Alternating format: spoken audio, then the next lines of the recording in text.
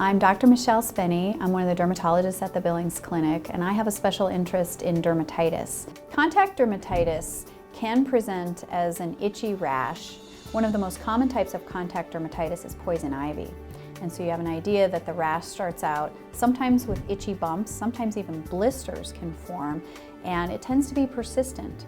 And the thing about contact dermatitis, if it's due to an allergy, is that you can be very infrequently exposed to the culprit and still keep a rash going. And that culprit may be something you've been exposed to for years and years, and you've later in life developed this hypersensitivity. Your immune system has developed a hypersensitivity to that particular chemical.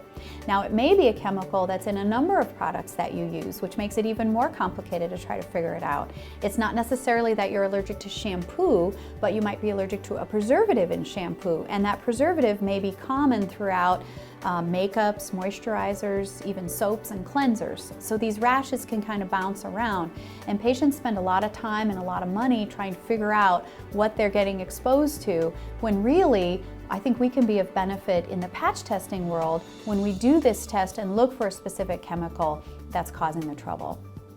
Patch testing is a very intensive test. It is a week of visits, appointments.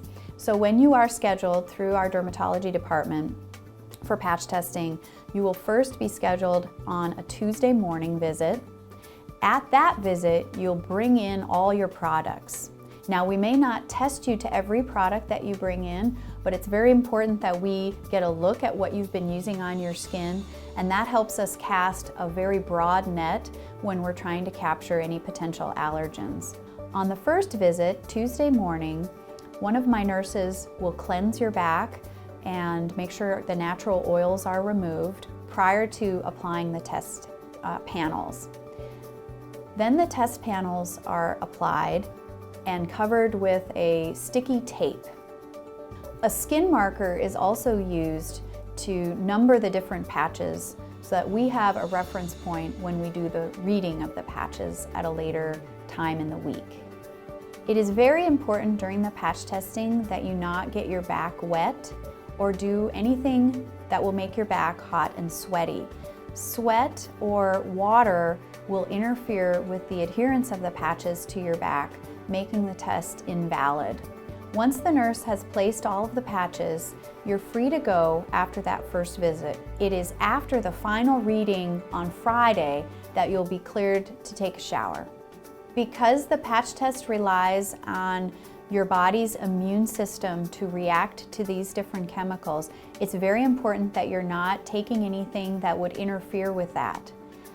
Prednisone or injectable steroids used for joints should not be used for up to 2 to 4 weeks prior to the onset of the patch tests. And also, tanning can interfere with the immune system's ability to react to the patch test. So it's important that you avoid tanning beds for a month prior to the visits. 48 hours after the patch tests have been applied, you'll come back for removal. At that visit, the nurse gently removes the patches by pulling on the tape, and then she'll use a skin marker to mark the patches in a grid. That skin marker can transfer to your clothes. It's machine washable, but it would be very important to wear something that you can throw directly in the washing machine. Because the type of allergy is a delayed hypersensitivity reaction, we normally do not see many positive reactions at that visit. Between 24 and 48 hours later, you'll come back for the final reading of the patches.